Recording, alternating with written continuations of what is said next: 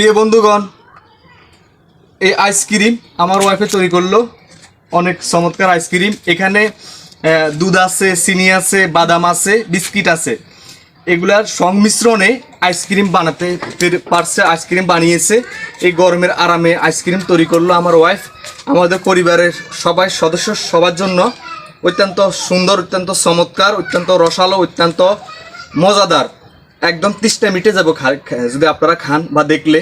অনেক সৌন্দর্য যে আইসক্রিম দেখেন, নিজেরা ঘরে বসে আইসক্রিম তৈরি করলো। অনেক চমৎকার। আব্বু কেমন লাগলো? অনেক চমৎকার। আব্বু ধরো, আব্বু ধরো।